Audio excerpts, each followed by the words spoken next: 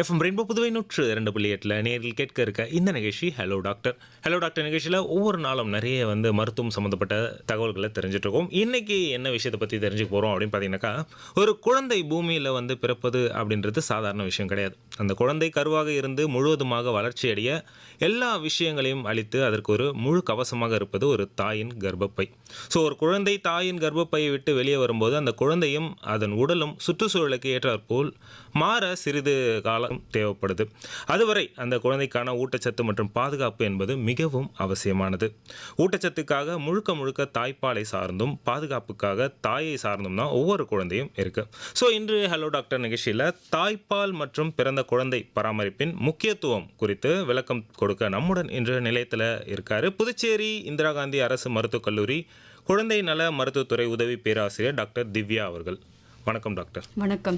So குழந்தை அப்படின்றது ஒரு அபூர்வமான விஷயமா பார்க்கப்படுது இல்லையா நம்ம. ஸோ ஒரு குழந்தை பிறக்குது அப்படின்னாக்கா அதுக்கு தாய்ப்பால் அப்படின்றது ரொம்ப முக்கியம். ஒரு பிறந்த குழந்தைக்கு தாய்ப்பால் என்பது ரொம்ப அத்தியாவசியன்ற மாதிரி ஃபஸ்ட்டு வர மில்க், அதாவது அந்த சீம்பால் சொல்கிறாங்கல்ல, அது ரொம்பவும் அவசியம் அப்படின்னு சொல்லப்படுது. இது ஏன் ரொம்பவும் முக்கியமான ஒரு விஷயமா பார்க்கப்படுது? குழந்தை பிறந்து முதல் 3 நாள்லேருந்து 6 நாள் வரைக்கும் தாய்க்கு வரக்கூடிய பால் தான் சீம்பால் நம்ம சொல்கிறோம். ஸோ இந்த சீம்பால் பார்த்திங்கன்னா கம்மியாக தான் வரும், பட் திக்காக, அதாவது நல்லா கெட்டியாகவும் மஞ்சள் நிறத்துலையும் இருக்கும். ஸோ சீம்பால் குழந்தைக்கு எளிதில் ஜீரணமாகக்கூடிய முதல் உணவு. ஸோ அது ஈஸி டைஜஸ்டபிலிட்டி, ஈஸியாக ஜீரணமாகும். செகண்ட் என்னென்னு பார்த்தீங்கன்னா, சீம்பாலில் இருக்கக்கூடிய சத்துக்கள், அதாவது புரதச்சத்து ஆகட்டும் கொழுப்பு சத்து ஆகட்டும், எல்லாமே குழந்தைக்கு தேவையான வகையில் கரெக்டான ப்ரொப்போர்ஷனில், கரெக்டான அளவில், குழந்தைக்கு தேவையான அளவில் இருக்கிறது. ஸோ தேர்ட் என்னென்னு பார்த்தீங்கன்னா, சீம்பால் எதிர்ப்பு சக்தி, வெள்ளை அணுக்கள், இம்யூனோகுளோபுலின்ஸ், ஆன்டிபாடின்னு சொல்லக்கூடிய எதிர்ப்பு சக்தி அணுக்கள் அதிகமாக இருக்கிறதுனால குழந்தைகளுக்கு பிறந்த குழந்தைக்கு ஏற்படக்கூடிய நுரையீரல் தொற்று, வயிற்று சம்மந்தப்பட்ட பிரச்சனைகள், அதாவது வயிற்றுப்போக்கு, செப்சிஸ் அப்படின்னு சொல்லக்கூடிய இன்ஃபெக்ஷன் ஆகிறது, அதில் எல்லாத்துலேயும் சீம்பால் குழந்தையை ப்ரொடெக்ட் பண்ணுது. ஸோ ஃபஸ்ட்டு 3லேருந்து 6 நாட்கள் வரைக்கும் சுரக்கக்கூடிய அந்த சீம்பாலானது மிக மிக குழந்தைக்கு முக்கியமான ஒன்று. ஸோ ஓகே, அந்த எதிர்ப்பு சக்தியை முக்கியமாக கொடுக்கறது இந்த சீம்பால் அப்படின்ற விஷயம் தான் இல்லையா? ஓகே, குழந்தை பிறந்த முதல் 6 மாதங்களுக்கு தாய்ப்பால் தவிர வேறு ஏதாவது திரவமாகவோ இல்லை உணவாகவோ கொடுக்கலாமா? இப்போ குழந்தை பிறந்த முதல் 6 மாதத்தில் பார்த்தீங்கன்னா தாய்ப்பால் மட்டும்தான் கொடுக்கணும். அது இல்லாமல் நம்ம விட்டமின் டி அப்படின்ற ஒரு சத்து டானிக் எல்லா டாக்டர்ஸுமே ப்ரிஸ்கிரைப் பண்ணுவாங்க. ஏன்னா தாய்ப்பாலில் விட்டமின் டி கம்மியாக தான் இருக்கும். விட்டமின் டின்ற சத்து நம்ம சூரிய ஒளி மூலியமாக தான் கிடைக்கும். ஸோ தாய்ப்பாலையும் கம்மியாக இருக்கிறதுனால நம்ம விட்டமின் டி ட்ராப்ஸ் கொடுக்குறோம். ஸோ இது மருத்துவர்களே பரிந்துரை பண்ணுவாங்க. ஸோ இது இல்லாமல் தாய்ப்பால் இல்லாமல் முதல் 6 மாதத்திற்கு குழந்தைக்கு வேறு எதுவுமே கொடுக்கக்கூடாது.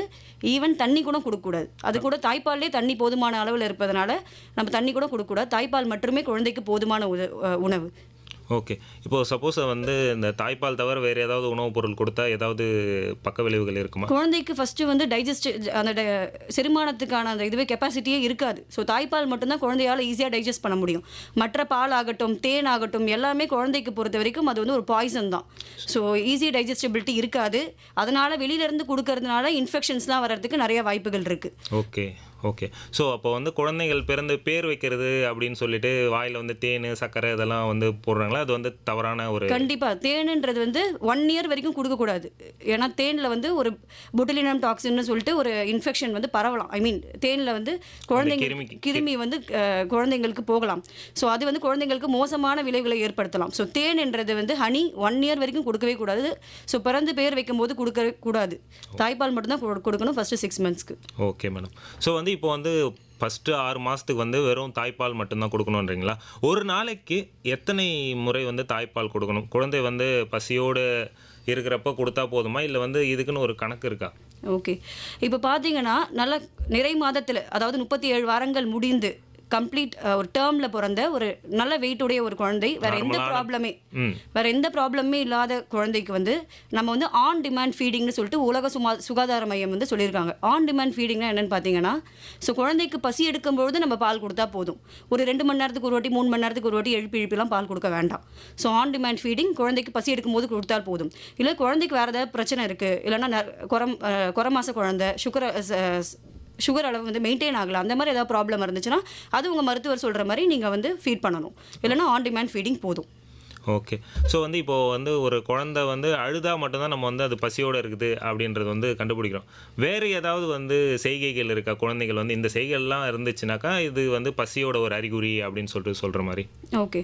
ஸோ குழந்தை வந்து அழுவுறதுன்றதே வந்து ஒரு லேட் ஸ்டேஜ் ஆஃப் அந்த பசி தான். ஸோ அந்த கடைசி கட்டத்தில வந்து ரொம்ப பசி எடுக்கும்போது தான் அழுவாங்க. ஒரு உச்சக்கட்ட பசியில வந்து அழுவாங்க. உச்சக்கட்ட பசியில் தான் அழுவாங்க.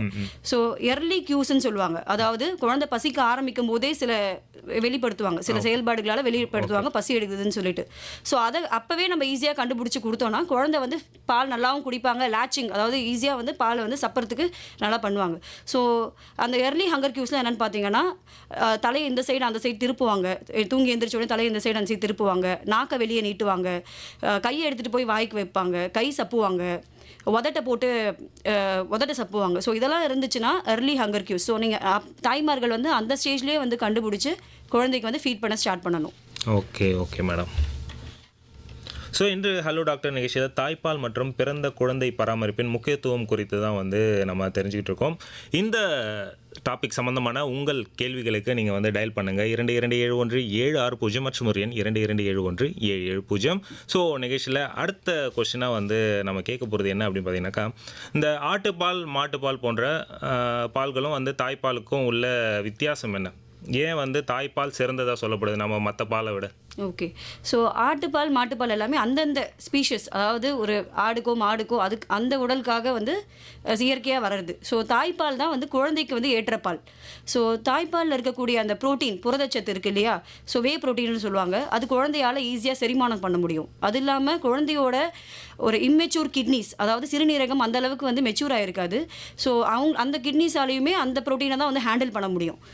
ஸோ ஒரு மாட்டுப்பாலில் இருக்கக்கூடிய புரதச்சத்தை வந்து குழந்தைங்களால செரிமானத்தில் பிரச்சனை வரும். அடுத்து பார்த்தீங்கன்னா தாய்ப்பாலில் வந்து குளுக்கோஸ் அளவு அதிகமாக இருக்கும். லாக்டோஸ்ன்னு சொல்லுவாங்க. அந்த வகையான குளுக்கோஸ் வந்து அதிகமான அளவு இருக்கிறதுனால குழந்தைங்களுக்கு வந்து சுகர் குறையாமல் பார்த்துக்கும் வென் கம்பேர்ட் டு, அதாவது மாட்டுப்பால் ஆட்டுப்பால் கம்பேர் பண்ணும்போது. ப்ளஸ் நோய் எதிர்ப்பு சக்தி எல்லாமே ஆட்டுப்பால் மாட்டுப்பாலோட தாய்ப்பாலில் தான் அதிகமாக இருக்குது. ஸோ குழந்தைங்களுக்கு வந்து நோய் வர்றதுக்கான வாய்ப்புகளையும் தாய்ப்பால் கொடுப்பதனால நம்ம வந்து கம்மி பண்ணலாம், நோய்களுக்கான வாய்ப்புகளையும் கம்மி பண்ணலாம். அதுக்கப்புறமேட்டா கொழுப்புச்சத்து பொறுத்த வரைக்கும் DHA அப்படின்னு சொல்லக்கூடிய ஒரு கொழுப்புச்சத்தும் அரக்கிடோனிக் ஆசிட்னு சொல்லக்கூடிய ஒரு கொழுப்புச்சத்தும் தாய்ப்பாலில் தான் உள்ளது. ஸோ தாய்ப்பாலில் அதிகமாக உள்ளது. ஸோ அது குழந்தையோட மூளை வளர்ச்சியை வந்து ப்ரொமோட் பண்ணும். மூளை வளர்ச்சிக்கு அது வந்து உதவியாக இருக்கும். அந்த அதெல்லாம் வந்து மாட்டுப்பாலையோ ஒரு ஆட்டுப்பாலையோ அந்த அளவுக்கு இருக்காது. அப்புறம் மினரல்ஸ்ன்னு சொல்லக்கூடிய அந்த ஜிங்க்கு, அயன் சத்து, இரும்பு சத்து, கால்சியம் சத்து, இது எல்லாமே வந்து தாய்ப்பாலில் இருக்கக்கூடிய சத்துக்கள்லாம் வந்து அதிகமாக வந்து நம்ம உடம்பு ஏற்றுக்கும், குழந்தைங்களோட உடம்பு வந்து ஏற்றுக்கும். ஆட்டுப்பால்லையோ மாட்டுப்பால்லையோ இருக்கிற சத்தை வந்து அந்தளவுக்கு குழந்தைகளோட உடல் வந்து ஏற்றுக்காது. ஸோ தாய்ப்பால் வந்து பார்த்தீங்கன்னா ஒரு கம்ப்ளீட் காம்பேக்டான ஒரு நியூட்ரிஷனல் திங் அது. ஸோ மற்ற ஸ்பீஷஸோட மில்க்லலாம் அந்தளவுக்கு பேபிஸ்க்கு தேவையான சத்துக்களோ ஒரு எதிர்ப்பு சக்தியோ எதுவும் கிடைக்காது. ஓகே. சப்போஸ் இப்போ வந்து நம்ம வந்து தாய்ப்பால் கொடுக்கறத சில பேர் நிறுத்திட்டு மாட்டுப்பால் ஆட்டுப்பால் கொடுக்குறாங்கன்னு வச்சுங்க, அதனால் என்னென்ன விளைவுகள்லாம் வந்து ஏற்படலாம்? ஓகே. ஸோ ஃபஸ்ட்டு வந்து கவுஸ் மில்க் ப்ரோட்டீன் அலர்ஜின்னு சொல்லுவாங்க. ஸோ ஆட்டுப்பாலையோ இல்லை மாட்டுப்பாலையோ இருக்கக்கூடிய அந்த புரதச்சத்துக்கு எகெயின்ஸ்டாக குழந்தைங்களுக்கு அலர்ஜி வரலாம். ஸோ அலர்ஜி ஒவ்வாமை வரலாம். ஒவ்வாமை வர்றதுனால குழந்தைங்களுக்கு வந்து அடிக்கடி வந்து டயரியா போகிறது, லூஸ் மோஷன் போகிறது, அதெல்லாம் வரலாம். ப்ளஸ் நான் சொன்ன மாதிரி மற்ற கிருமி தொற்றுகள்லாம் வர்றதுக்கு வாய்ப்புகள் அதிகம். இம்யூனிட்டி கம்மியாகிறதுனால வாய்ப்புகள் அதிகம். அயன் டெஃபிஷியன்சி அனிமியா வந்து, அதாவது இரும்புச்சத்து குறைபாடால் வரக்கூடிய ரத்த சோகை வந்து மாட்டுப்பால் குடிக்கிற குழந்தைங்களுக்கு மிக அதிகம், தாய்ப்பால் குடிக்கிற குழந்தைக்கு. ஸோ தாய்ப்பாலுமே வந்து இரும்புச்சத்து கம்மியாக தான் இருக்குது, பட் அது பெட்டராக அப்சர்வ் ஆகும், அதாவது உடல் வந்து அதிகமாக இழுத்துக்கொள்ளும் மாட்டுப்பால் கம்பேர். கொஞ்சம் போனாலும் அது வந்து உடலுக்கு போய் சேர்ந்துடும். ஆமாம். எப்பயுமே வந்து ஒரு ஆட்டுப்பாலையோ மாட்டுப்பாலையோ கம்பேர் பண்ணும்போது எப்பயுமே தாய்ப்பால் தான் பெஸ்ட். Okay madam. ஒரு சிறிய இடைவெளிக்கு பிறகு மீண்டும் சந்திக்கலாம் ஹலோ டாக்டர் நிகழ்ச்சியில். நேரம் 3:15 நேர்கள் கேட்டுட்டு இருக்க இந்த நிகழ்ச்சி எஃப்எம் ரெயின்போவின் ஹலோ டாக்டர். இன்னைக்கு ஹலோ டாக்டர் நிகழ்ச்சியில் தாய்ப்பால் மற்றும் பிறந்த குழந்தை பராமரிப்பின் முக்கியத்துவம் பற்றி தான் வந்து பேசிகிட்டு இருக்கோம். இப்போ ஒரு நேயர் வந்து லைனில் வந்திருக்காங்க. அவங்களுக்கான சந்தேகம் என்ன அப்படின்றது கேட்டு தெரிஞ்சுக்கலாம். ஹலோ, வணக்கம் சார். சொல்லுங்க, யார் எங்கேருந்து பேசுறீங்க? இளமங்கலம் முருகன் பேசுறேன் சார். சொல்லுங்க சார், என்ன உங்களுடைய சந்தேகம்? மேடம் கிட்ட பேசுறேன் சார். பேசுங்க. சொல்லுங்க. ஹலோ, வணக்கம் மேடம். வணக்கம்ங்க, சொல்லுங்க மேடம். குழந்தை பிறந்த அரை மணி நேரத்தில் சீவ் பால் கொடுக்கணும்னு சொல்லியிருக்காங்க. அவங்க தாய்ப்பால் கொடுக்கணும்னு சொல்லியிருந்தாங்க. ஆமா. சில குழந்தைங்களுக்கு வந்து குழந்தை பிறந்து தாய்ப்பாலே கொடுக்க மாட்டாங்க. பிறந்ததுல இருந்து தாய்ப்பாலே கொடுக்காத புட்டி பால் கொடுத்து வளர்த்து வர்றாங்க. ஓகே. அது போல இந்த ரெண்டு விளக்கம் எனக்கு தேவை மேடம். இது நல்லதா கெட்டதுங்களான்னு தெரியணும் மேடம். புட்டி பால்னா நீங்கள் வந்து இந்த ஃபார்முலா ஃபீடிங்னு சொல்லுவாங்களே அதை சொல்கிறீங்களா? பவுடர் பவுடர் பால். அதான் குழந்தை பிறந்ததுல இருந்து தாய்ப்பாலே அவங்க கொடுத்ததில்ல. பிறந்த உடனே தாய்ப்பாலே கொடுத்தது கிடையாது. ஓகே. எப்போ பிறந்தாங்களோ அதுல இருந்து பெருசா ஆகிற வரைக்கும் அந்த புட்டி பால் தான் கொடுக்குறாங்க. புட்டி பால்னா நீங்கள் மாட்டுப்பால் சொல்கிறீங்களா இல்லை பவுடர் பால் சொல்கிறீங்களா? அதான் பசுமாட்டு பால். பசுமாட்டு பால். ஓகே. பசுமாட்டு பால் வந்து ஒரு வயசு வரைக்கும் கொடுக்கக்கூடாது. தாய்ப்பால் தான் வந்து கொடுக்கணும். ஸோ தாய்ப்பால் கொடுக்க முடியல, சில அம்மாக்களுக்கு வேறு ஏதோ ப்ராப்ளம் இருக்குது, அதனால் தாய்ப்பால் கொடுக்க முடியல, அந்த மாதிரி கட்டாயமாக தாய்ப்பால் கொடுக்க முடியலன்ற சுச்சுவேஷனில் மட்டும்தான் நம்ம வந்து பவுடர் பால் கொடுக்கலாங்க. டாக்டர்ஸே வந்து ஃபார்முலா ஃபீட்ஸ் ரெக்கமெண்ட் பண்ணுவாங்க. அது கண்டிப்பாக தாய்ப்பால் கொடுக்க முடியாத ஒரு கட்டாயத்தில் இருந்தால் மட்டும்தான்.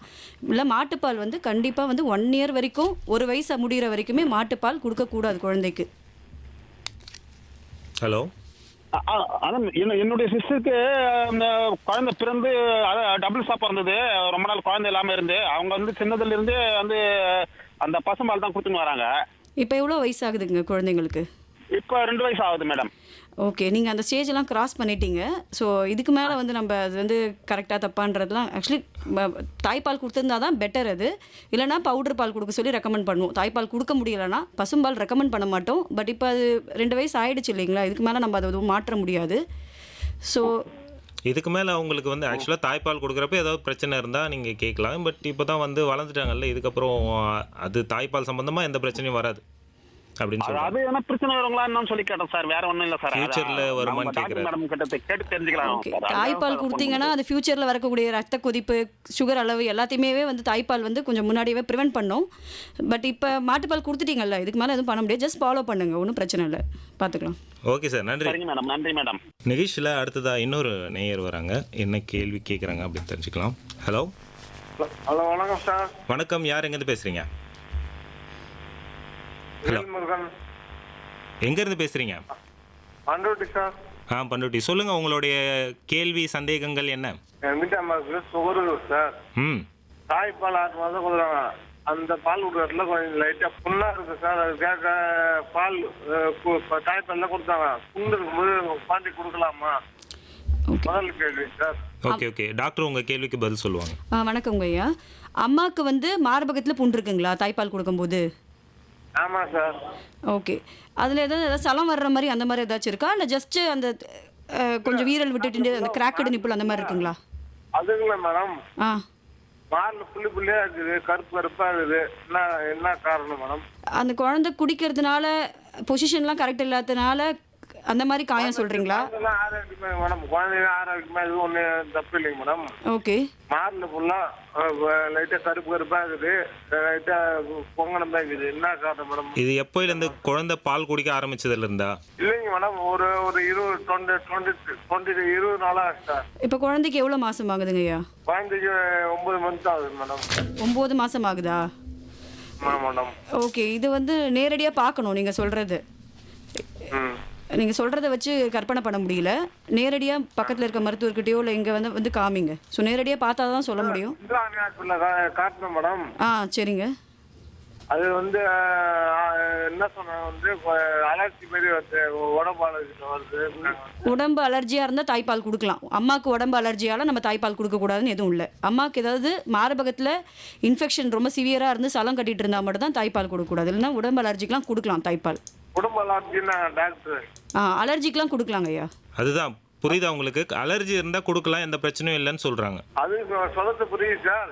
இருந்தாலும் அவங்க பயப்படுறாங்க வந்து குழந்தைங்க ஆயிடுமா. இல்லை அம்மாவுக்கு அலர்ஜி இருக்கிறதுனால குழந்தைக்கு தாய்ப்பால் வழியாலாம் எதுவும் போகாது. ஸோ தாய்ப்பால் நீங்கள் கொடுக்கலாம். Okay sir. மேடம், மாட்டுப்பால் கொடுக்கலாமா இப்போதைக்கு? 1 வயசுக்கு அப்புறம் நீங்கள் மாட்டுப்பால் ஆரம்பிச்சிக்கலாம். இப்போ 9 மாதம் தானே ஆகுது, இன்னொரு 3 மாதம் வெயிட் பண்ணுங்கள். தாய்ப்பாலே கொடுங்க, இணை உணவுகளுடன் சேர்ந்து தாய்ப்பால் கொடுங்க. 1 வயதிற்கு அப்புறமேட்டா நீங்கள் மாட்டுப்பால் ஆரம்பித்துக் கொள்ளலாம். Thank you madam. நன்றி. ஓகே, நன்றி மேடம். அடுத்ததாக ஒரு கேள்வி, அதாவது என்னென்னா, ஒரு சில சமயங்களில் வந்து அந்த குழந்தைகள் வந்து தாய்ப்பால் குடிப்பதை வந்து தவிர்க்கிறாங்க. என்ன மாதிரியான காரணங்களால் இவங்கெல்லாம் எப்படி மேல் தாய்ப்பாலை வந்து அவாய்ட் பண்ணுறாங்க? ஓகே. ஸோ இது பேர் வந்து நர்சிங் ஸ்ட்ரைக்குன்னு சொல்லுவாங்க. நல்லா தாய்ப்பால் குடித்து கொண்டிருந்த குழந்தை வந்து திடீர்னு வந்து தாய்ப்பால் குடிக்க மாட்டாங்க. மார்பகத்துக்கு முன்னாடி போனாலே அழுவாங்க. ஸோ ஃபோர்ஸ் பண்ணி பால் கொடுக்க நினச்சாலும் ரொம்ப அழுவாங்க, பால் குடிக்க மாட்டாங்க.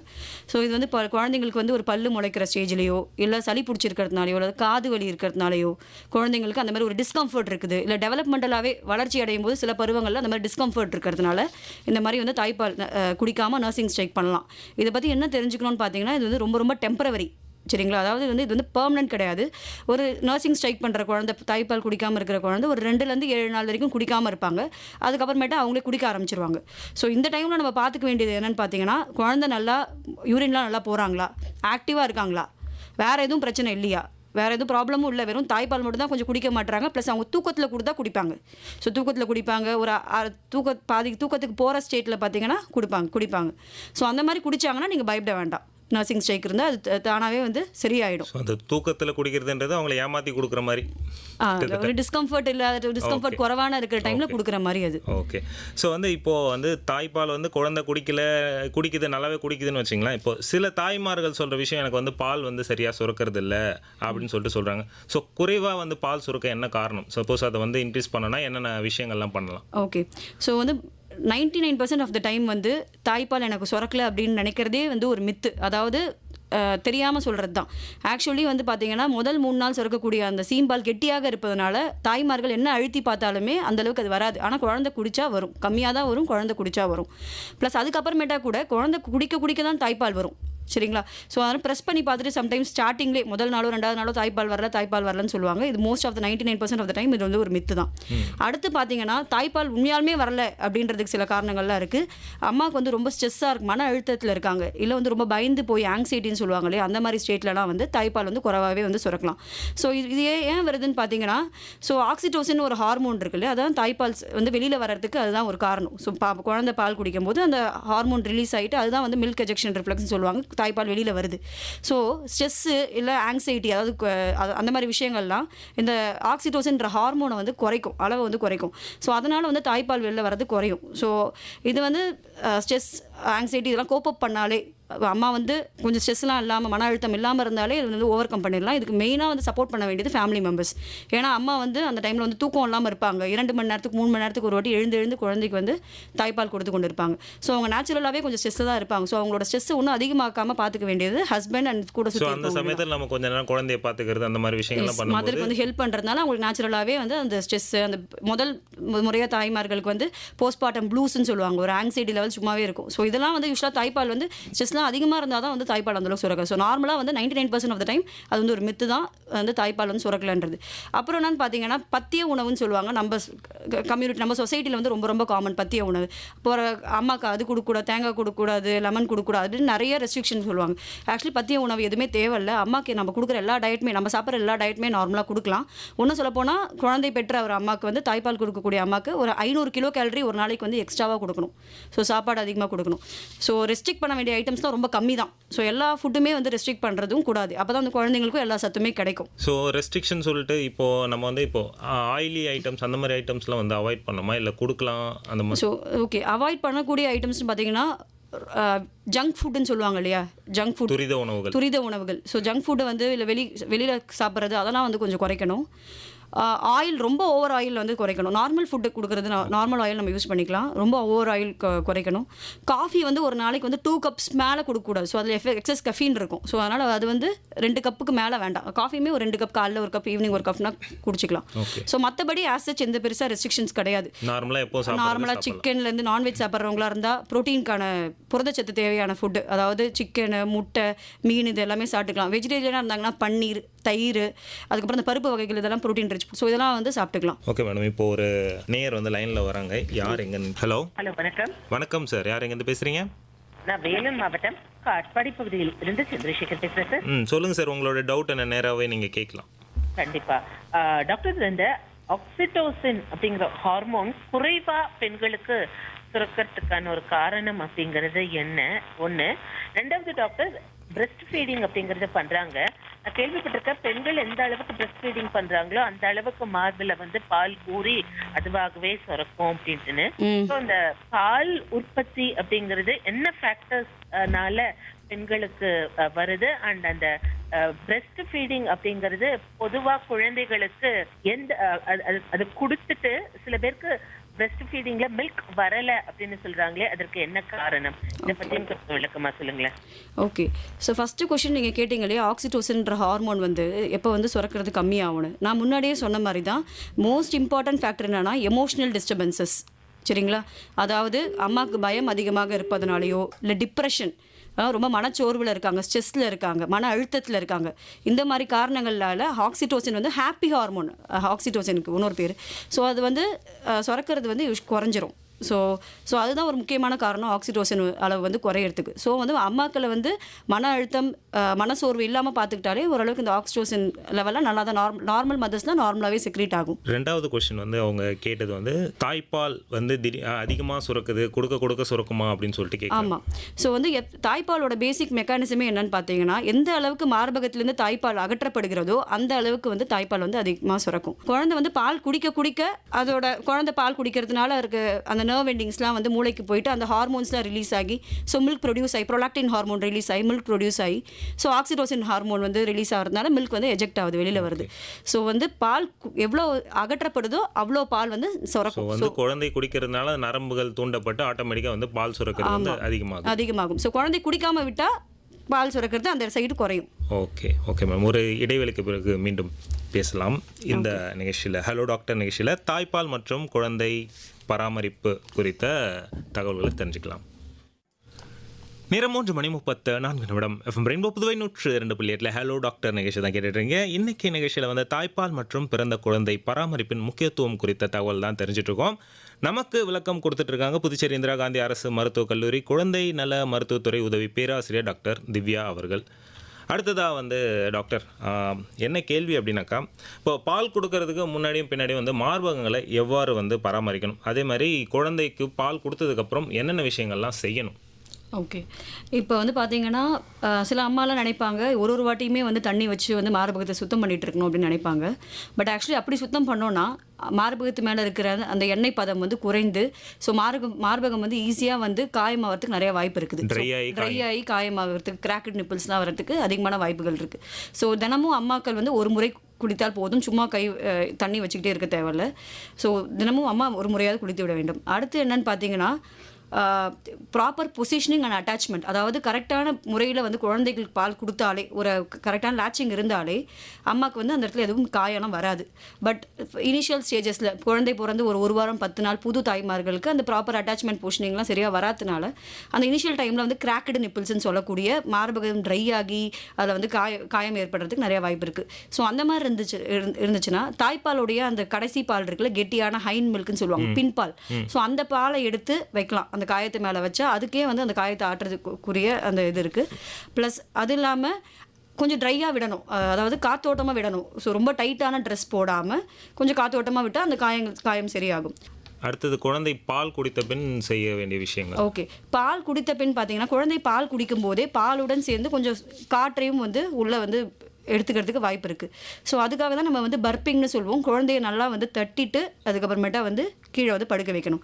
இல்லைனா குழந்தை பால் எடுக்கிறதுக்கான வாய்ப்புகள் அதிகமாக இருக்குது. குழந்தைக்கு வந்து உள்ள அந்த கேஸ், அந்த ஏர் அதிகமாக இருக்கிறதுனால, வயிறை ஃபில் பண்ணிட்டு இருக்கிறதுனால குழந்தை ரொம்ப டிஸ்கம்ஃபர்ட்டாக அசௌகரியமாக இருக்கிறதுக்கான வாய்ப்புகள், குழந்தை ரொம்ப அழுவுறதுக்கு, எரிச்சலாக இருக்கிறதுக்கெலாம் சான்ஸ் அதிகமாக இருக்குது. ஸோ வந்து நம்ம ப்ராப்பர் பர்பிங் வந்து ஒரு ஃபீடிங்க்கு அப்புறமேட்டாவும் நம்ம பண்ணணும். ஸோ வந்து ஒரு அட்லீஸ்ட் ஒரு 5 to 10 minutes தோலில் நல்லா போட்டு தட்டணும் ஏப்பம் வர்ற வரைக்கும். ஒவ்வொரு வாட்டியும் குழந்தை வந்து ஏப்பம் வருமானு கேட்டால் சில சமயம் குழந்தைங்களுக்கு ஏப்பம் வராது. அப்படி வரலனா கூட நம்ம 10 to 15 minutes செங்குற்றாக வச்சுட்டு அதுக்கப்புறமேட்டா படுக்க போட்டால் அந்த கேஷியஸ் ஃபீலிங்லாம் கொஞ்சம் இல்லாமல் இருக்கும். ஸோ ஒரு தடவை பால் கொடுத்ததுக்கப்புறம் ஒரு 10லேருந்து 15 நிமிஷம் வந்து முதுகில் போட்டு தட்டிட்டு அதுக்கப்புறம் தான் படுக்க வைக்கணும். ஆமாம், அதுதான் நல்லது. ஆமாம், அதுதான் நல்லது. ஓகே. ஸோ வந்து இந்த குழந்தை பிறந்தவுடன் வந்து அந்த குழந்தைக்கு தொப்புள் கொடி இருக்கு இல்லையா, ஸோ அதை வந்து எவ்வாறு பராமரிக்கணும், அது வந்து எத்தனை நாள் வரைக்கும் அதுக்கு வந்து பராமரிப்பு தேவைப்படும்? ஓகே. ஸோ தொப்புள் கொடி பொதுவாக பார்த்தீங்கன்னா ஒரு வாரத்துலேருந்து 2 வாரத்துக்குள்ளே விழுந்துரும். ஸோ சம்டைம்ஸ் 20 நாள் வரைக்கும் கூட விழாமல் இருக்கலாம். ஸோ ஒரு வாரத்துலேருந்து 3 வாரம், ஆவரேஜாக ஒரு வாரத்துலேருந்து 2 வாரத்துக்குள்ளே விழுந்துரும். ஸோ அது வரைக்கும் பார்த்தீங்கன்னா தொப்புள் கொடி வந்து ஃபஸ்ட்டு வந்து ஒரு மஞ்சள் ப்ளஸ் ஒயிட் கலராக இருக்கிறது கொஞ்சம் கொஞ்சமாக ப்ரௌனாக மாறி கருப்பாக மாறி அதுக்கப்புறம் விழுந்து எல்லாமே நேச்சுரல். நம்ம எதுவுமே போய் வைக்க தேவையில்ல அந்த இடத்துல. இதெல்லாம் நேச்சுரல் ப்ராசஸ்ன்றதுனால அது தானாகவே விழுந்து தானாகவே சரியாயிடும். பண்ண வேண்டியது என்னென்னா, குழந்தைக்கு ஒரு டயப்பர் போடுறீங்கன்னா அந்த தொப்புள் கொடி மேலே அந்த டயப்பர் படுற மாதிரி நம்ம போடக்கூடாது. ஸோ அப்படி போடுறதுனால குழந்தைக்கு வர யூரின்லாம் வந்து ஸ்ட்ரெயிட்டாக அந்த தொப்புள் கொடியில் படுறதுக்கு வாய்ப்பு இருக்குது, இன்ஃபெக்ஷன் ஆகிறதுக்கு வாய்ப்பு இருக்குது. செகண்ட் என்னென்னு பார்த்தீங்கன்னா, நம்ம ஊர்லாம் சொல்லுவாங்க அந்த வசம்பு ஏதோ வைப்பாங்க, அந்த மாட்டோட சாணம் இதெல்லாம் வைக்கிறது சில ஊரில் இதில் வந்து ஒரு வழக்கமாக இருக்குது. ஸோ அதுவும் பண்ணக்கூடாது. அதெல்லாம் பண்ணிங்கன்னா அது மூலயமா இன்ஃபெக்ஷன் ஆகிறதுக்கு, அம்பிளிக்கல் செப்சஸ் வரதுக்கு வாய்ப்புகள் இருக்குது. ஸோ நம்ம ஆசச் அப்படியே விட்டாலே அது 1லேருந்து 3 வாரத்துக்குள்ளே அதுவாகவே விழுந்துடும். அடுத்து என்னென்னு பார்த்தீங்கன்னா, குளிக்க வைக்கிறது வந்து தொப்புள் கொடி விழுந்த உடனே குளிக்க வைக்க ஆரம்பிச்சிடலாம். அது வரைக்கும் நம்ம வந்து தொடச்சி விடுறது பெட்டர். ஸோ 2.5 கிலோ மேலே இருக்கிற குழந்தைங்க தொப்புள் கொடி விழுந்த உடனே நம்ம வந்து குளிக்க வைக்க ஆரம்பிச்சிடலாம். ஓகே, குளிக்க வைக்கிறது நீங்கள் சொன்ன உடனே தான் எனக்கு அடுத்த கொஸ்டின் வந்து கேட்க போகிறேன். அது சம்மந்தமாக தான். அதாவது வந்து இப்போது அந்த குழந்தைய வந்து க்ளீனாக பார்த்துக்கணும் அப்படின்றதுனால வந்து குளிப்பாட்டுறதை வந்து ரொம்ப முக்கியமான விஷயமா வந்து எல்லாருமே வந்து நினைப்பாங்க. ஸோ வந்து எந்த ஸ்டேஜில் வந்து குளிப்பாட்டலாம், ஏதாவது சோப்பு ஷாம்பு அந்த மாதிரி விஷயங்கள்லாம் வந்து யூஸ் பண்ணலாமா கூடாதா? ஓகே, ஸோ குழந்தைங்க வந்து பார்த்தீங்கன்னா எடை குறைவான குழந்தைங்களை வந்து நம்ம 2.5 கிலோ வரைக்கும் வெயிட் பண்ணணும். 2.5 kgs வர்ற வரைக்கும் வெயிட் பண்ணணும் குளிப்பாட்டு வைக்கிறதுக்கு. ஸோ 2.5 kgs மேலே பிறந்த குழந்தைங்க நம்ம வந்து தொப்புள் கொடி விழுந்த உடனே குளிப்பாட்ட ஆரம்பிக்கலாம். ஸோ தொப்புள் கொடி விழுறதுக்கு முன்னாடி வரைக்கும் நம்ம உடம்பு வந்து தொடச்சி விடலாம். ஸோ தண்ணி வந்து ரொம்ப சூடாகவும் இருக்கக்கூடாது, அதுக்கும் ஜில்லுன்னு இருக்கக்கூடாது. வார்ம் வாட்டர், அதாவது கொஞ்சம் கதகதப்பான பொறுக்கக்கூடிய அளவில் வந்து தண்ணி வந்து மேலே ஊற்றணும் குழந்தை மேலே. ப்ளஸ் வந்து குளிக்க வைக்கிற அந்த சூழல் வந்து பார்த்தீங்கன்னா ஓப்பனாக இருக்கக்கூடாது. ஸோ காற்று அப்படியே வீசுகிற மாதிரி இருக்கக்கூடாது. ஏன்னா குழந்தைங்களுக்கு பார்த்தீங்கன்னா நேச்சுரலாகவே வந்து அந்த ஹைப்போதெர்மியான்னு சொல்லக்கூடிய அந்த உடம்புல இருக்க வெப்பம் அளவு ஈஸியாக வந்து குறையிறதுக்கு வாய்ப்பு இருக்குது. ஸோ அதனால் காற்று இருக்கிற நல்லா வீசி கொண்டு இருக்கிற இடத்துலாம் குளிக்க வைக்கக்கூடாது. க்ளோஸ்டு ஸ்பேஸ், பாத்ரூம்குள்ளே ஒரு க்ளோஸ்டு ஸ்பேஸில் தான் வந்து குளிக்க வைக்கணும். குளிக்க வைக்கிறது ஒரு 5 to 10 மினிட்ஸ்க்குள்ளே குளிக்க வச்சு உடனடியாக வந்து டவலை வச்சு ஒரு வார்ம் டவலை வச்சு குழந்தைய வந்து உலர்த்திடணும். ஸோ சோப்பு ஷாம்புலாம் நம்மளுக்கு தெரிஞ்சது தான். பெரியவங்களுக்கு யூஸ் பண்ணக்கூடிய சோப் ஷாம்பு யூஸ் பண்ணக்கூடாது குழந்தைங்களுக்கு, அவங்க ஸ்கின் அதெல்லாம் வந்து தாங்காது. So mild soap and mild shampoos use பண்ணலாம். ஓகே, குழந்தையை பொறுத்த வரைக்கும் நம்ம வந்து இப்போது இந்த தூய்மை அந்த விஷயங்கள்லாம் சொல்லிட்டோம். அடுத்ததாக பார்த்தீங்கன்னா இந்த குழந்தைய கையாளுறது, தூக்கிறது, வைக்கிறது, அந்த மாதிரி விஷயங்கள் வந்து எந்த மாதிரி இருக்கணும், எந்த மாதிரி பண்ணால் வந்து அவங்களுக்கு பாதிப்புகள் வந்து அதிகமாக இருக்கும் உடம்புல? ஓகே, ஸோ குழந்தைங்க வந்து ஃப்ரீக்வெண்ட்டாக வந்து யாரும் தூக்கக்கூடாது. தேவையான அப்போ மட்டும் தான் தூக்கணும். ஏன்னா ஒருத்தவங்க கை படும்போதே வந்து குழந்தைங்களுக்கு வந்து கையிலேருந்து கிருமிகள்லாம் உள்ளே போகிறதுக்கு வாய்ப்பு இருக்குது. ஸோ தேவையான மட்டும்தான் குழந்தைய ஹேண்டில் பண்ணணும். மதர் அம்மா இல்லாமல் இன்னொருத்தவங்க ஹேண்டில் பண்ணலாம். நிறைய பேர் ஹேண்டில் பண்ணுறது குழந்தைங்களுக்கு இன்ஃபெக்ஷன், ஏன்னா அவங்களோட இம்யூன் சிஸ்டம் இன்னும் ஸ்டில் டெவலப்பிங்கில் தான் இருக்குது. ஸோ இன்ஃபெக்ஷன்லாம் வரதுக்கு சான்ஸ் இருக்கிறதுனால நம்ம ரொம்ப ஹேண்டில் பண்ணக்கூடாது. ஸோ மெயினாக வந்து கழுத்து பகுதி அண்ட் அடிப்பகுதி இது ரெண்டுமே வந்து சப்போர்ட் பண்ணி தான் வந்து குழந்தைய வந்து தூக்கணும். ஏன்னா கழுத்து நிற்காத வரைக்கும் ஒரு 3 to 5 months தான் வந்து தலை நிற்கும். அதுக்கப்புறம் தான் நம்ம தலையை விட்டுட்டு வெறும் கை வச்சு தூக்கலாம். ஸோ அதுக்கு முன்னாடி வரைக்கும் கழுத்து பகுதி மற்றும் அடிப்பகுதி ரெண்டுமே சப்போர்ட் பண்ணி ப்ராப்பராக தூக்கணும். ஓகே, சில பேர் வந்து அந்த குழந்தைய குலுக்கிறது, தூக்கி போட்டுறது, அந்த மாதிரி விஷயங்கள்லாம் பண்ணாங்க. அதனால ஏதாவது பாதிப்பு இருக்கு? ரொம்ப ரொம்ப ஆபத்தான விஷயம் ஷேக் அண்ட் பேபி சிண்ட்ரோம்னு சொல்லுவாங்க.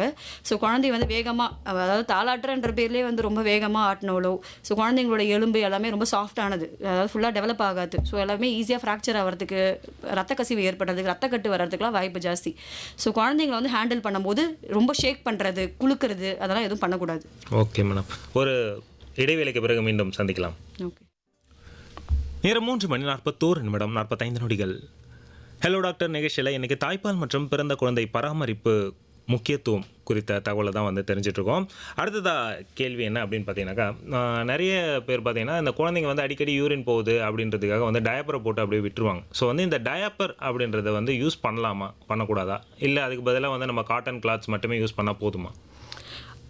ஓகே, டயப்பர் வந்து யூஸ் பண்ணக்கூடாது, ஸ்ட்ரிக்டாக யூஸ் பண்ணக்கூடாது அப்படிலாம் எதுவும் இல்லை. டயப்பர் வந்து யூஸ் பண்ணலாம். பட் வந்து டயப்பரில் வந்து பார்த்தீங்கன்னா கரெக்டான டைமுக்கு சேஞ்ச் பண்ணணும், அப்படியே விட்டுறக்கூடாது. பிகாஸ் நம்ம காட்டன் கிளாத்னா அவங்க யூரின் போகிறாங்க, மோஷன் போகிறாங்க, நம்மளுக்கு உடனே தெரிஞ்சிடும், நம்ம உடனே வந்து அதை சேஞ்ச் பண்ணிவிடுவோம்.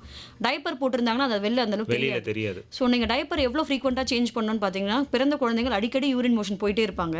ஸோ மோஷன் போனாலே சேஞ்ச் பண்ணிடணும், அதில் வந்து நம்ம வெயிட் பண்ணக்கூடாது. யூரின் போனாங்கன்னா அது ஒரு 2 to 3 hours ஒன்ஸ் ஆகுது டயப்பர் சேஞ்ச் பண்ணணும். இல்லைனா நம்ம அப்படியே காண்டாக்ட்லேயே விட்டு வச்சுருந்தோம்னா மோஷனோ யூரினோ அடிக்கடி வந்து அந்த சருமத்தோட பட்டுட்டு இருந்துச்சுன்னா ஸ்கின் ரேஷ் வரதுக்கான சான்ஸ் அதிகமாக இருக்குது. மற்றபடி நம்ம டைப்பர் யூஸ் பண்ணலாம். அந்த மாதிரி டைப்பர் யூஸ் பண்ணணும்னா கொஞ்சம் டைப்பர் ஃப்ரீ டைம், அதாவது டைப்பர் இல்லாமல் இருக்கிறதுக்கும் கொஞ்சம் டைம் கொடுக்கணும். அதாவது ஒரு டைப்பர் சேஞ்ச் நடுவில் மினிமம் ஒரு 10 மினிட்ஸ் கொஞ்சம் காத்தோட்டமாக குழந்தை நல்லா கை கால்லாம் அசைக்கிறதுக்கு ஸோ நம்ம வந்து கொஞ்சம் காத்தோட்டமாக விடணும்.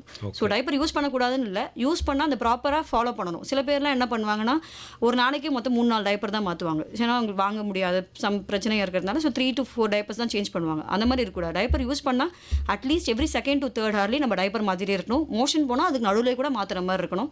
ப்ளஸ் கொஞ்சம் டைப்பர் ஃப்ரீ டைமும் விடணும். ஸ்கின் ரேஷ்லாம் ஏதாச்சும் வந்துச்சுன்னா இப்போ டைப்பர் நம்ம அவாய்ட் பண்ணிவிட்டு காட்டன் கிளாத்ஸ்க்கு போயிடலாம். Okay okay. இப்போ வந்து குழந்தைக்கு இன்னொரு முக்கியமான விஷயம் தூக்கம். நிறைய தாய்மார்கள் கம்ப்ளைண்ட் பண்ணுவாங்க, என் குழந்தை வந்து தூங்கிக்கிட்டே இருக்குது, எப்போ பார்த்தாலும் பாருங்கள் தூங்கிட்டே இருக்கு. ஸோ இந்த குழந்தைகள் தூங்குவதற்கு ஏதாவது வந்து கால அவகாசம்னு இருக்கா, இவ்வளோ நேரம் தூங்கலாம் அப்படின்னு சொல்லிட்டு? ஓகே. ஸோ பிறந்த குழந்தைகள் பார்த்தா ஒரு 15 to 17 மணி நேரம் வரைக்கும் ஒரு நாளைக்கு தூங்குவாங்க. ஸோ முக்கால்வாசி அவங்க பால் குடிச்சிட்டு ஓரளவு கொஞ்சம் ஆக்டிவாக இருந்துட்டு அதுக்கப்புறமேட்டு அவங்க தூக்கத்துக்கு போயிடுவாங்க. ஸோ அது மூளை வளர்ச்சிக்கு அந்த தூக்கம் வந்து தேவை தான். ஸோ நடுவில் எந்திரிச்சு பால் குடிக்கிறாங்க, மற்றபடி ஆக்டிவாக இருக்காங்க. பட் ஒரு நாளைக்கு 15 to 17 hours தூங்குறது தான் நார்மல். ஸோ குழந்தைங்கள் நார்மலாகவே 15 to 17 மணி நேரத்து வரைக்கும் தூங்குவாங்க. ஸோ நல்லா பால் குடிச்சிட்டா வயிறு ரொம்பிட்டாங்கனாவே நல்லா ஒரு அட்டஸ்டிச்சு ஒரு 2 to 3 hours 4 hours வரைக்கும் கூட பிறந்த குழந்தையே ஒரு 3 to 4 மணி நேரம் வரைக்கும் கூட வயிறு ஃபுல்லாகிடுச்சுன்னா தூங்குறோம். ஓகே. ஸோ இப்போ வந்து குழந்தைக்கு நம்ம வந்து சாப்பாடு எல்லாமே கொடுக்குறோம், ஐ மீன் தாய்ப்பால் கொடுக்குறோம். ஸோ அதுக்கு அடுத்ததாக வந்து முக்கியமான விஷயம் பார்த்திங்கன்னா இந்த உடல் வெப்பத்தை வந்து பாதுகாப்பது. ஸோ அதை வந்து எப்படி நம்ம வந்து பாதுகாக்கலாம்? யூஸ்வலாக வந்து இந்த என்விரான்மெண்ட்டுக்கு ஏற்ற மாதிரி வந்து குழந்தையோட உடம்பு வந்து சீராக இருக்காது. ஸோ அதை எப்படி வந்து மெயின்டைன் பண்ணுறது? ஓகே. இதில் பார்த்தீங்கன்னா குழந்தைங்கள் பார்த்தீங்கன்னா அவங்களோட வந்து பாடி சர்ஃபேஸ் ஏரியா வந்து அதிகம் அவங்களோட வெயிட் கம்பேர் பண்ணும்போது. ஸோ அதனால் வந்து அவங்க ஈஸியாக வந்து அவங்க உடம்புல இருக்கிற வெப்பத்தை வந்து லூஸ் பண்ணுறதுக்கு நிறைய வாய்ப்பு இருக்குது. ஸோ ஈவன் என்விரான்மெண்டல் நம்மளால் வந்து அந்த வெப்பத்தை நம்மளால் பாதுகாக்க முடியும். பட் குழந்தைங்களோட உடல் அமைப்பே அவங்களுக்கு ஈஸியாக வந்து வெப்பம் வந்து லாஸ் ஆகிற மாதிரி தான் அவங்களோட உடல் அமைப்பே இருக்கிறது. ஸோ நம்ம வந்து குழந்தைய வந்து நம்ம கதகதப்பாக பார்த்துக்கிட்டால்தான் குழந்தைக்கு வந்து மற்ற பிரச்சனைகள், அதாவது குழந்தை வந்து ஜில்லுன்னு ஆயிட்டாங்கன்னா ஸோ வந்து சுகர் அளவு வந்து குறையிறதுக்கு வாய்ப்பு இருக்குது, இன்ஃபெக்ஷன்ஸ்லாம் வரதுக்கு வாய்ப்பு இருக்குது, மூச்சு கூட சரியாக விடாமல் போகிறதுக்கு வாய்ப்பு இருக்குது. ஸோ வந்து நம்ம வந்து மழை நாள் இந்த குளிர் நாளில் வந்து எஸ்பெஷலி குழந்தைங்கள நல்லா கவர் பண்ணி கதகதப்பாக வச்சுருக்கணும். ஸோ ஒரு ஸ்வெட்டர் இல்லைனா ஒரு ட்ரெஸ்ஸு மேலே போட்டு ஒரு ஸ்வெட்டர், தலைக்கு வந்து கேப்பு, கைக்கு வந்து க்ளவுஸ், காலுக்கு சாக்ஸ், அந்த மாதிரி ஃபுல்லாக வந்து கவர் பண்ணி வச்சுருக்கணும். ஸோ அம்மா பக்கத்துலேயே இருக்கும்போது அம்மாவோட வெப்பமும் வந்து குழந்தைங்களுக்கு வந்து போகிறதுனால அந்த ஹைப்போதெர்மியா வந்து குறைக்கும். ஸோ கை கால் எஸ்பெஷலி வந்து அப்படியே சாக்ஸு க்ளவுஸ்லாம் இல்லாமல் இந்த கிளைமேட் கண்டிஷனை நம்ம அப்படியே விட்டுறக்கூடாது, ஃப்ரீயாக விடக்கூடாது. வெயில் டைம் அந்த டைமில் கூட ஓகே, பட் வந்து இந்த குளிர் நாட்களில் அது கண்டிப்பாக வந்து கை கால்லாம் வந்து கவர் பண்ணி தான். ஆமாம், கண்டிப்பாக அந்த கதகதப்பாக மெயின்டைன் பண்ண வேண்டியது ஒரு முக்கியமான விஷயம். ஓகே. இப்போது பிறந்த குழந்தைகளுக்கு தடுப்பூசிகள் ஏதாவது இருக்கா? ஸ்பெசிஃபிக்காக வந்து இந்த டைம்குள்ளே இந்த தடுப்பூசிலாம் போடணும் அப்படின்னு சொல்லிட்டு? குழந்தை பிறந்து முதல் நாள்லேயே வந்து நம்ம வந்து 3 தடுப்பூசி கொடுப்போம். பிசிஜி, அதாவது டியூபர்குலோசிஸ் இருக்குல்ல, டிபி, அதை வந்து ப்ரிவென்ட் பண்ணுறதுக்கான ஊசி. அதுக்கப்புறமேட்டா ஹெப்படைட்டிஸ் பி, மஞ்சக்காமாலை, அது ப்ரிவென்ட் பண்ணுறதுக்கான ஊசி, அண்ட் போலியோ ட்ராப்ஸ். இதெல்லாமே வந்து குழந்தை பிறந்து முதல் நாள்லேயே கொடுக்குறது பெட்டர். இல்லை வந்து அட்லீஸ்ட் டிஸ்சார்ஜ் ஆகிறதுக்கு முன்னாடி பர்த் வேக்சின் சொல்லுவாங்க. ஸோ ஹாஸ்பிட்டலேருந்து டிஸ்சார்ஜ் ஆகிறதுக்கு முன்னாடி இது கொடுத்துட்டு தான் டிஸ்சார்ஜ் பண்ணுவாங்க. ஓகே. அது தவிர வேறு எதுவும் கிடையாது? வேறு எதுவும் இல்லை. அதுக்கப்புறம் 1.5 மாதத்தில் தான் குழந்தைகள் கொடுக்கும். ஓகே. சில சமயத்தில் வந்து இந்த குழந்தைங்களுக்கு உடம்பு சரியில்லாமல் போகுது, வார்னிங் சைன்ஸ்னு சொல்லுவாங்க. இந்தந்த பிரச்சனைகள்லாம் இருந்தால் வந்து உங்கள் குழந்தைகள் வந்து சீரியஸாக ஏதோ ஒரு பிரச்சனை இருக்குது அப்படின்னு சொல்லிட்டு சொல்லுவாங்க. அந்த வார்னிங் சைன்ஸ் எல்லாம் என்ன? குழந்தைகள் வந்து நியூ பார்ன் வந்து அவங்களால வாய் திறந்துலாம் சொல்ல முடியாது. ஸோ சில அறிகுறிகள்லாம் இருக்கும். ஸோ அந்த அறிகுறிகள்லாம் இருந்தால் நம்ம உடனடியாக மருத்துவரை போய் பார்க்கணும். ஏன்னா வந்து குழந்தைங்க ரொம்ப டைம் கொடுக்க மாட்டாங்க. ஏதாவது ஒரு ப்ராப்ளம் வந்துச்சுன்னா உடனே வந்து டக்குன்னு சீரியஸாக மோசமாகிறதுக்குலாம் வாய்ப்பு இருக்குது. ஸோ குழந்தை வந்து சரியாக ஃபீட் பண்ண மாட்டாங்க, அதாவது பால் ஒழுங்காக குடிக்க மாட்டாங்க, இல்லை ரொம்ப சோர்வாக இருக்காங்க, இல்லை மூச்சு வந்து அள்ளு தூக்குது, மூச்சு இழுத்து விடுறாங்க, கை கால்லாம் ஜில்லுன்னு ஆகிடுது, இல்லைனா வந்து கை கால்லாம் ப்ளூ ஆகிடுது, சைனோஸ்ட், அதாவது ப்ளூ ஆகிடுது, இந்த மாதிரி நீல நேரத்தில் மாறுது. ஸோ இந்த மாதிரிலாம் ஏதாவது பிரச்சனை இருந்துச்சுன்னா உடனே பக்கத்தில் இருக்க மருத்துவரை போய் அணுகணும். எப்பயுமே வந்து பால் குடிக்க மாட்டாங்க அப்படின்னு சொல்லி வெயிட் பண்ணக்கூடாது. அதே மாதிரி வந்து மூமெண்ட்ஸ், அதாவது அப்நார்மல் மூமெண்ட்ஸ், நார்மலாக இல்லாமல் ஒரு மாதிரி மேலே பார்க்குறாங்க, அந்த மாதிரி ஏதாவது ஒன்று பிரச்சனை இருந்தாலும் நீங்கள் உடனே பக்கத்தில் இருக்க மருத்துவரை போய் பார்க்கணும். வெயிட் பண்ணவே கூடாது குழந்தைங்க விஷயத்தில். Okay ma'am. ஸோ வந்து இப்போது கடந்த வாரம் பார்த்தீங்கன்னாக்கா தேசிய பிறந்த குழந்தைகள் பராமரிப்பு வாரமானது கடைபிடிக்கப்பட்டது. ஸோ அதில் வந்து கருப்பொருளாக வந்து new born safety every touch every time every baby அப்படின்னு ஒரு விஷயத்த சொல்லியிருக்காங்க. அப்படின்னா என்ன, அதுக்கான விளக்கம் என்ன? ஓகே. ஸோ ஒரு குழந்தையுமே every time every touch and every baby. So ஒரு குழந்தையுமே வந்து நம்ம தொடும்போது அந்த ஹேண்ட் ஹைஜீன், சுத்தமாக இருப்பது, ப்ளஸ் வந்து நிறைய பேர் ஹேண்டில் பண்ணக்கூடாது. ஏன்னா ஈஸியாக நம்ம வந்து இன்ஃபெக்ஷனை வந்து அவங்களுக்கு கிருமி தொற்றை வந்து அவங்களுக்கு இன்ட்ரடியூஸ் எல்லாரும் வந்து எங்க போயிட்டு வராங்கன்னு நமக்கு தெரியாது. ஸோ நமக்கு வந்து தெரியாது. அந்த ஸோ நார்மலாகவே வந்து பார்த்தீங்கன்னா நம்ம கை சுத்தமாக இருந்துச்சுன்னா மினிமம் ஒரு 20 to 30 செகண்ட்ஸாவது நம்ம வந்து ஹேண்ட் வாஷ் பண்ணணும். இல்லை நம்ம கையில் வேறு ஏதாவது பட்டிருக்கு அப்படின்னா நம்ம 1 to 2 minutes கூட ஹேண்ட் வாஷ் பண்ணலாம். ஸோ ஒரு வாட்டி குழந்தைய ஹேண்டில் பண்ணுறதுக்கு முன்னாடி நல்லா கை கழுவிட்டு தான் குழந்தைய வந்து நம்ம வந்து ஹேண்டில் பண்ணணும். நான் முன்னாடியே சொன்ன மாதிரி தான் நிறைய பேர் வந்து குழந்தைய தேவையில்லாமல் டச் பண்ணக்கூடாது. ஸோ அம்மா இல்லாமல் ஒருத்தவங்க, ஸோ இவங்க மட்டும் தான் ஹேண்டில் பண்ணணும் குழந்தைய. ஸோ ஒரு வாட்டி குழந்தைய டச் பண்ணும்போதும் நம்ம கொஞ்சம் யோசிச்சு தான் டச் பண்ணணும். ஜஸ்ட் லைக் தட் அப்படியே போய் குழந்தைய தொடக்கூடாது. ஓகே. நேரம் 3:53. ஹலோ டாக்டர் நிகழ்ச்சியில் இன்னைக்கு வந்து பார்த்தீங்கன்னா தாய்ப்பால் மற்றும் பிறந்த குழந்தை பராமரிப்பின் முக்கியத்துவம் குறித்த பல தகவலை வந்து நம்ம தெரிஞ்சுட்டு இருந்தோம். இன்றைக்கி நமக்கு வந்து விளக்கம் கொடுத்தவங்க யார் அப்படின்னு பார்த்தீங்கன்னா புதுச்சேரி இந்திரா காந்தி அரசு மருத்துவக் கல்லூரி குழந்தை நல மருத்துவத்துறை உதவி பேராசிரியர் டாக்டர் திவ்யா அவங்க தான். ஸோ வந்து கடைசியாக வந்து நம்ம கிளம்ப வேண்டிய நேரம் வந்துச்சு. ஸோ இப்போது அவங்கக்கிட்ட நான் வந்து ஒரு கேள்வி வந்து கேட்க மறந்துட்டேன் அப்படின்னு சொல்லலாம். என்ன அப்படின்னாக்கா வந்து எவ்வளோ வந்து ஃப்ரீக்வெண்ட்டாக, அதாவது வந்து எத்தனை தடவை வந்து ஒரு நாளைக்கு வந்து தாய்ப்பால் கொடுக்கலாம் அப்படின்னு சொல்லி கேட்டிருந்தேன். ஸோ வந்து எவ்வளோ நேரம் வரைக்கும் வந்து தாய்ப்பால் கொடுக்கலாம், அந்த கேள்விக்கு கொஞ்சம் பதில் சொல்லுங்கள். ஓகே. ஸோ பிறந்த குழந்தைங்களுக்கு பார்த்தீங்கன்னா ஒரு 15 to 45 நிமிடம் வரைக்கும் தாய்ப்பால் குடிப்பாங்க. ஏன் இவ்வளோ டைம் குடிக்கணும்? ஒரு 5 நிமிஷத்தில் குடிச்சிட்டு விட்டால் என்ன ஆகும்னு பார்த்தீங்கன்னா, தாய்ப்பால்லே வந்து முதல்ல வரக்கூடிய பாலை வந்து நம்ம முன்பால்னு சொல்லுவோம். அது போக போக குழந்தை குடித்து கொண்டே இருக்கும்போது பின்னாடி வரக்கூடிய பாலை வந்து பின்பால்னு சொல்லுவோம். ஸோ முன்பால் வந்து பார்த்தீங்கன்னா குழந்தையோட தாகத்தை வந்து தீர்க்கும். முன்பாலில் வந்து நிறைய தண்ணி தான் இருக்கும். பின்பாலில் வந்து தான் கொழுப்பு சத்து அதிகமாக இருக்கும். ஸோ அதுதான் குழந்தையோட பசியை வந்து தீர்க்கும்.